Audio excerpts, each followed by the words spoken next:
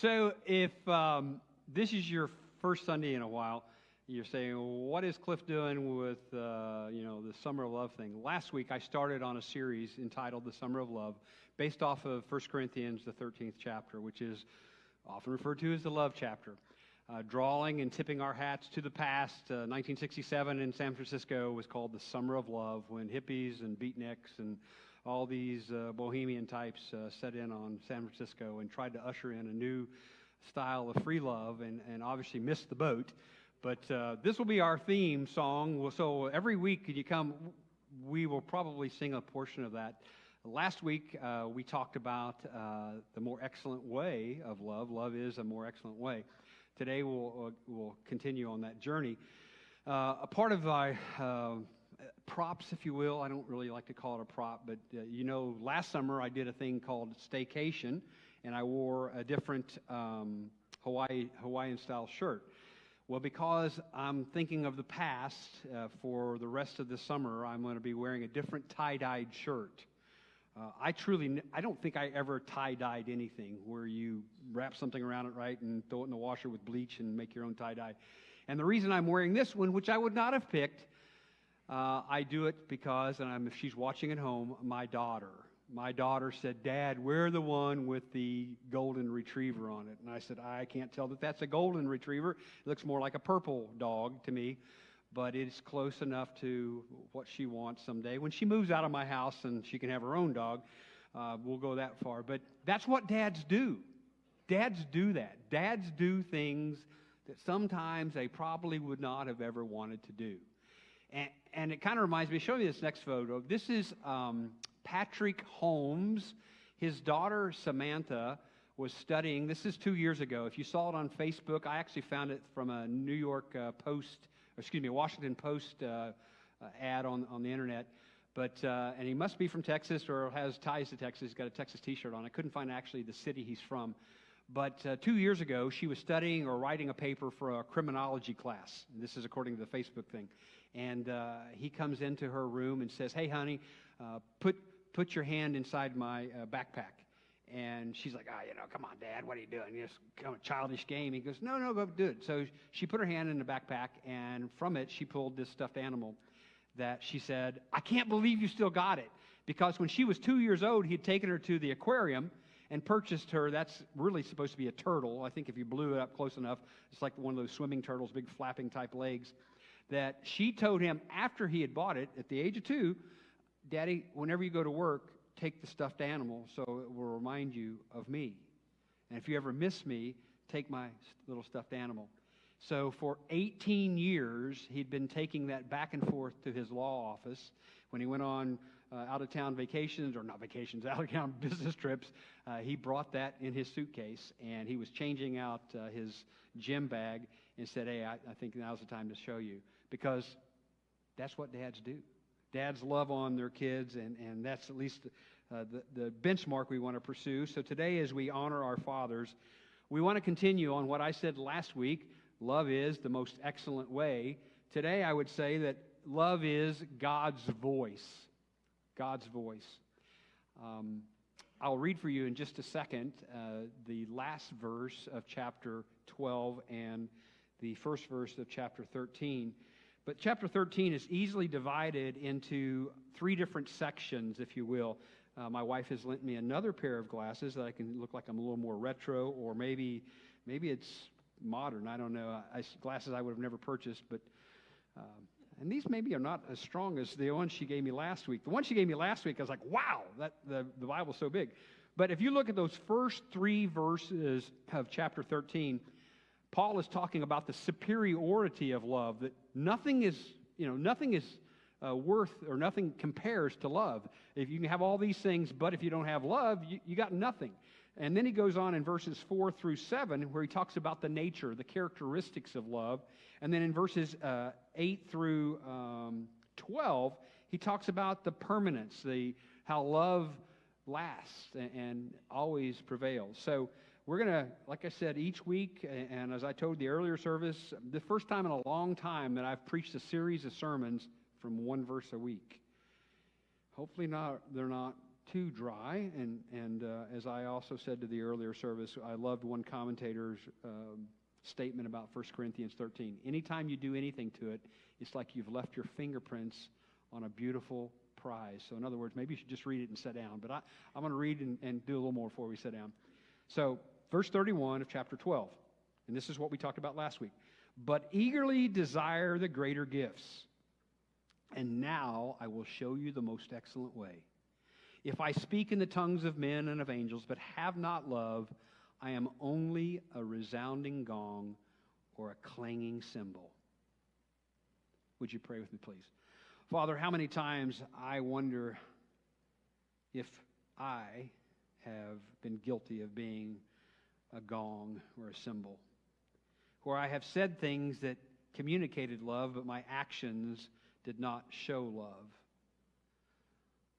I might have said that I love someone, but it didn't seem like I did when it came to where the rubber meets the road.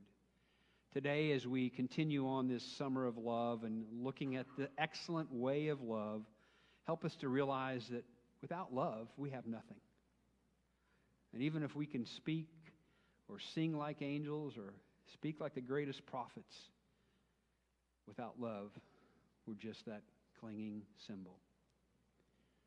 Draw us close to your love. Show us your love, and let us then reflect that love into the lives of others. This is our prayer, for we ask it all in Christ's name. Amen. So if we can establish that love is God's voice, then as children, we must sound like Him. So that's our first thing to consider, sound like Him. How many of you sound just like your fathers did or your mothers did? I mean, your voice, yeah. You call on the phone, and mom thinks it's, especially, I said this earlier, if you're an adolescent male, the first time your mom mistakes your voice for your father's voice, you think, hey, I've arrived, I sound like Dad. Or you've arrived, I sound like Mom. I can call and order pizza, and they'll deliver it because I sounded like Dad. Dad ordered it, I didn't order it. Well, there's many things that come along with sounding like your parent. I mean, your phraseologies. How many of you say the same things? If I've told you once, I've told you a million times. If your mom and dad said that, you'll say it too. I could go on with a list of my parents said, but probably not best that I don't. But we get the same tones, we get the same delivery, the same syncopation, the timing and the delivery. As I said earlier, my oldest son, because they come over to my house once a week and we have dinner together and I get to hear some of the things that go on at their houses, is especially the grandkids. The grandkids will tell you stuff that they never wanted you to know. But sometimes my oldest son's wife will say, "Okay, Cliff." In other words, he has said something just like I would have said, or he's done something just like I would have done that she may not have approved of, but he's just barely echoing his father's voice. We are to sound like him. In this opening verse, Paul is trying to counteract the overemphasis that the church at Corinth had placed on certain spiritual gifts. As one of the many things he's dealing with in the conflict in that church, in chapter 12, they've talked about, who's the most spiritually fit, if you will? Well, I can speak in tongues. Well, I have the gift of prophecy. Well, I can heal. I have wisdom. And he's trying to say at the end of that, all those are great, but let me show you the more excellent way, and the more excellent way is the way of love. But if you are the one who has possessed these wonderful gifts, such as speaking in tongues, if you don't have love, you have nothing. You're merely a clanging cymbal or a sounding gong. If I could speak in the tongues of men, he begins with in that verse. If I could speak with the tongues of men, maybe their minds went immediately to Acts 2 when Pentecost occurred and the Holy Spirit descends on the New Testament church, and Jews from all over the world who have come in for the Passover hear their native tongue spoken by men who were not from their homeland. Or maybe it went back to the Tower of Babel when God confused the minds of men with languages, and we attribute some 70-plus languages coming into existence because of that event we read in Genesis. If I could speak in the tongues of every man and still not have love, I am nothing. Then he goes on to say, he talks about if I could speak like an angel. Now, I know our children, when we look at them, dads, when they're little and, you're holding them, they sound like angels, right? Until it's 2 o'clock in the morning and they're screaming, they don't sound so much like an angel. Or maybe when they're in high school and they're talking back to you, that angelic voice seems to leave. But Thomas Aquinas is known for his, I think in Latin, his Summa Theologica. It's the summary of theology. He is known as the expert on angels in the Christian church, going back to the 13th century. He talked the fact that, he talks about different levels of angels, all this kind of stuff that is extra biblical, but it's still, it's a decent read if you're in seminary. And Ari, is that you in the back? Woohoo! MDiv graduate right there in the back row. She wasn't here last week to walk, or 2 weeks ago to walk across the stage. Very good. So, it's stuff like that she might have had to read. But Thomas Aquinas says that angels are divine representations of God who come and speak into the minds of men and women and try to get them to do, God's will. So Paul is saying, even if you speak like Gabriel, but if you don't have love, you got nothing. You got nothing. So I read one preacher's attempt at trying to combine this verse and make it into a more modern application. So here's mine. Imagine this. Chief, you'll love this. Polyglot. He used to be the, we called the commandant there. You were pretty close. You were the chief of the Defense Language Institute, right? I mean, you were close enough for me, okay? Let me tell my own story. You just enjoy it, okay? This is a Norris story. Norris Henley tells stories the way he wants to tell them. I'm going to tell it the way I want to tell them. He was the head of all the Air Force. He really was. When it comes to languages. And they teach, how many languages do they teach in Monterey? A bunch. Well, there is a man, and I had to write his name down. He's in the Guinness World Book of Record. Zayad Fazad, F-A-Z-A-D. He claims to speak 69 languages. I suffer through English. But if I speak like the polyglot, that's multiple languages, Zayad Fazad, who speaks 59 languages, and I speak like the spiritual giants of a Billy Graham or even a Martin Luther King, but don't have love, I'm like a smoke alarm that goes off in the middle of the night because no one has changed my battery. How annoying that is. You will get up, break your feet, break your neck, break your back, trying to knock that thing off the ceiling to silence it because it's annoying. It is no longer doing what it was supposed to do. Well, it is telling you to change the battery, but there's no fire.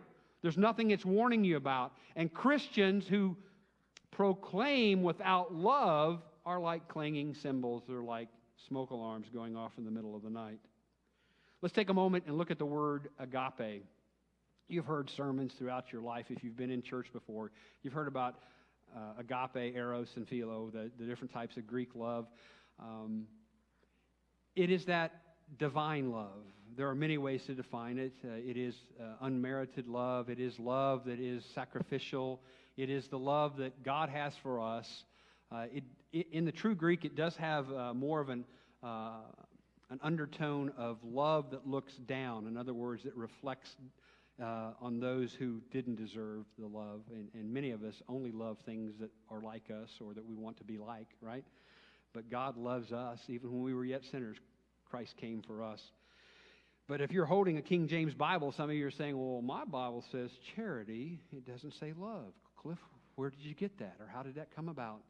Well, it goes back to about the 13th century when the Wycliffe, who was a Catholic priest and theologian,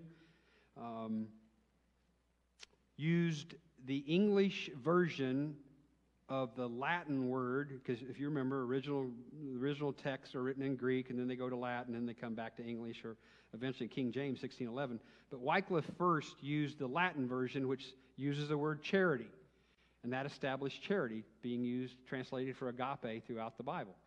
And then along comes a guy named Tyndale, about 100 years later, and he liked the word love for agape. And in fact, the Geneva Bible, or those of you who have ever heard of a Geneva translation, they started following that. So some people started following that. Well, King James comes along in 1611 and issues this decree to have the Bible written. And what they did is they compromised. 48 times in Paul's letters, the King James Version will translate agape as love, but 12 times, or thereabouts, he translates it, the translators translate agape as charity. 6 of them right here in this particular chapter we have today.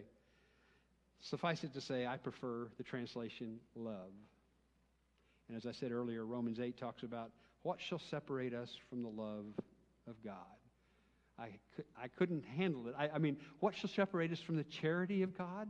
I mean, yes, there is love and charity, but I like that word love. So, sound like Him. Because without God's voice, Paul says we are percussion instruments. I brought a percussion instrument. I played the drums in school. Anything that is struck, shaken, rattled, shake, rattle, and roll, or strummed across, in fact, I was going to use a video. Pierce, you would love this. There was a guy who had a 5-minute cymbal solo. Mike, I mean, amazing. 5 minutes of nothing but his hands. He used a violin bow on it to make different sounds. He used a piece of sandpaper to make some other sounds. Of course, he had a mallet, a soft mallet. But usually, from playing, well, actually, I could say never, from playing the drums, even playing the cymbals, we didn't have a gong in my high school. We had a timpani, and we had some other strange things. But you had the thing that kind of, I don't know what they called that thing.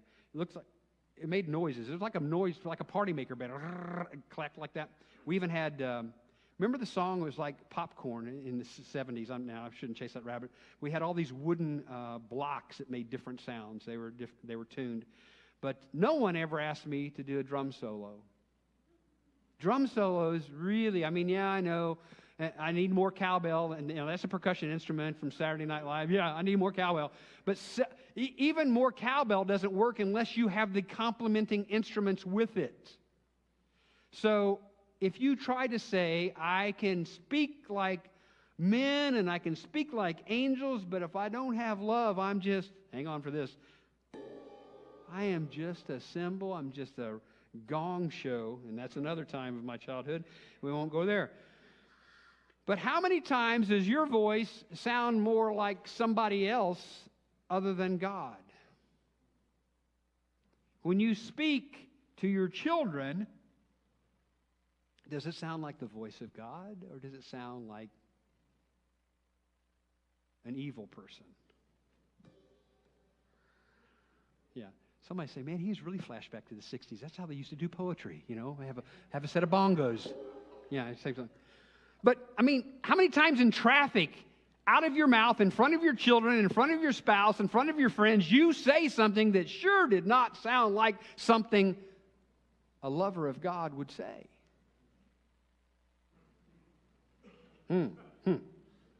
Or at work, or on the ball diamond, or in the coffee shop, or at home. When others hear your voice, can they hear the voice of love when it comes out of your mouth? Or do they hear cymbals and gongs? So when the church, or we as Christians, we would say, proclaim the gospel without love, we are back to being in the percussion section, and we don't get many chances to do solos that way without accompaniment. Let me show you. We could go down this road. Let me take you set this up. Many times, I think, as Christians, we say things, I will pray for you. If you need anything, just let me know. That's a favorite one. If you need anything, let me know. They're never going to let you know. You have to say, this is what we want to do for you, or what I'd like to do for you, and they can give you the Heisman and say, no, I don't need that right now. I'll go on a mission trip, so just let me know the next trip you're going to Mexico. And he lets you know, and you go, oh, I'm sorry, I've already got plans on that weekend. Get me the next one, or I'd love to give to missions. I can stay on missions for a while. But, this COVID hit, and I don't have any money. I'm barely able to feed myself. So, I'll have to hold back from supporting that. We could do so many things with our mouth, but if our actions don't show it, we sound kind of like a church like this guy. This is a man in Rhode Island who sued the local Catholic Church because of their bells.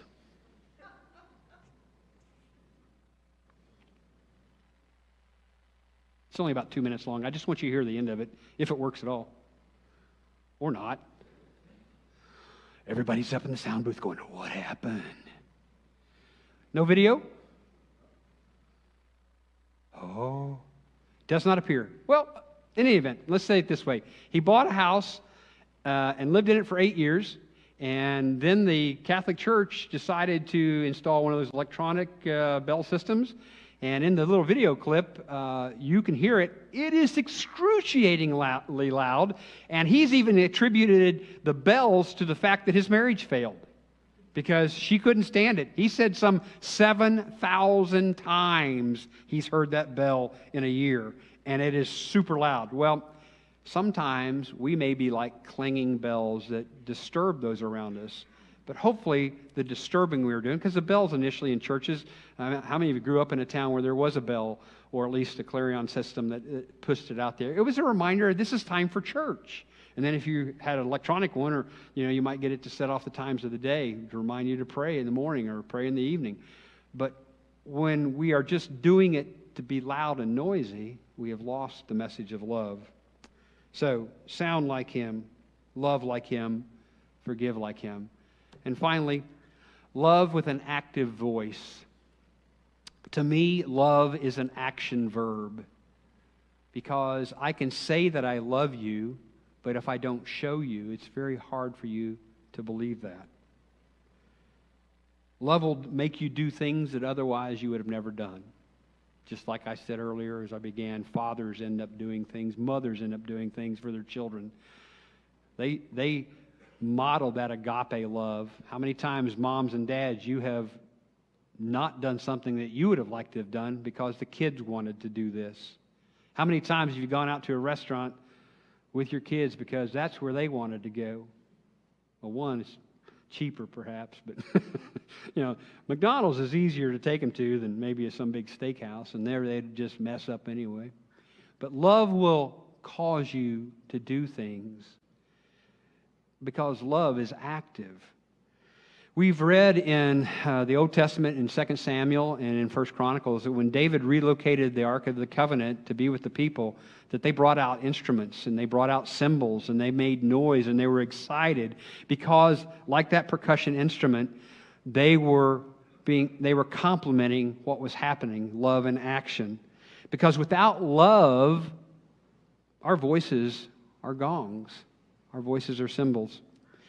I shared this earlier. Ed is, and Saul heard it earlier, but Ed, this is one I just came across, and I'm a little reluctant to tell it in a Baptist church, but to let you know, I do read some weird things.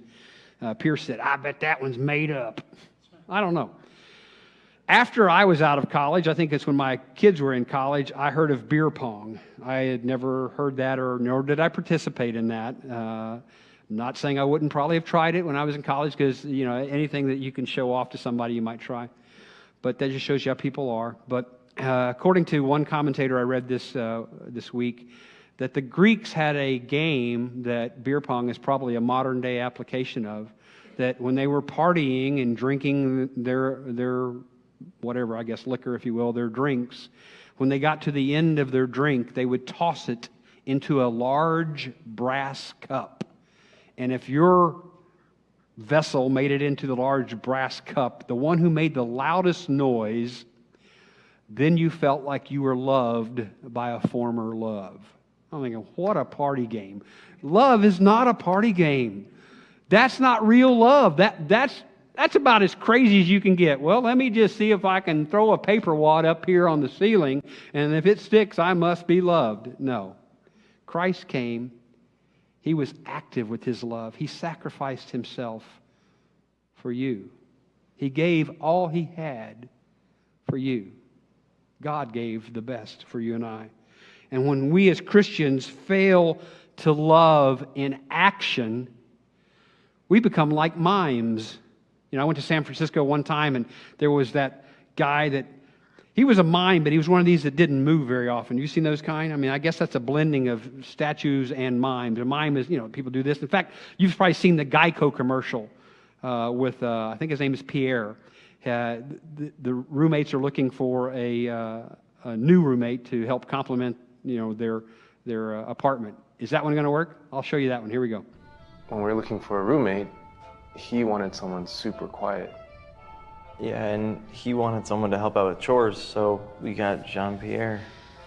But one thing we could both agree on was getting Geico to help with renter's insurance. Yeah. Geico did make it easy to switch and save. Oh no, there's a wall there now? That's too bad. Visit geico.com and see how easy saving on renter's insurance can be. We are to love with an active voice, and when we don't, I hate to say act because it is this action. When we don't have action with our love, we become, a mime is basically the reverse of that. It's action with no voice. But when we don't love with action, we've become mime-like in our faith. So today my challenge is to stop going through the motions. Stop just doing this, but actually, and I know you can't hug right now, do this. Do what you can do to display God's love that you have received to others. And by sharing His love, we will grow His kingdom, and you will be in harmony with Him, sounding